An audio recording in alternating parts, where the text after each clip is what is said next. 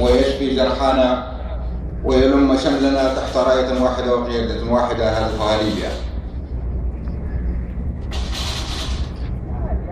أيها السادة، أشكر من تحدث قبلي، وخاصة من تحدث على تهميش الجيش طيلة العقود الماضية، وذكر أن الجيش تعرض للتهميش أيضا بعد 17 فبراير،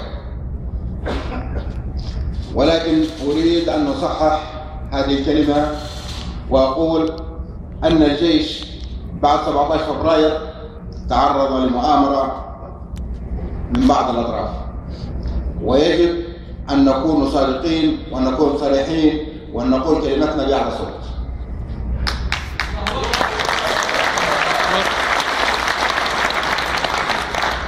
لن نخشى في الله ولا تبطل لومة لائم.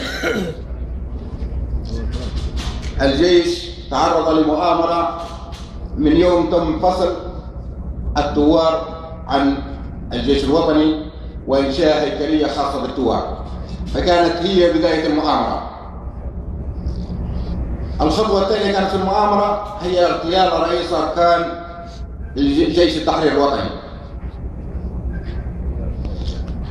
من ذلك اليوم والجميع يعلم أن لا يمكن أن يقوم الجيش بدون وجود رئيس أركان عامة.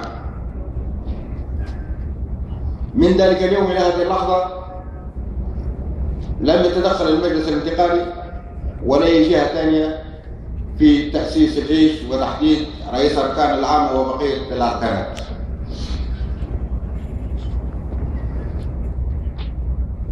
الجيش وجميعكم تعلمون لابد من وجود قمة، لابد من وجود شخص على رأس الهرم حتى يعطي الشرعية لبقية الوحدات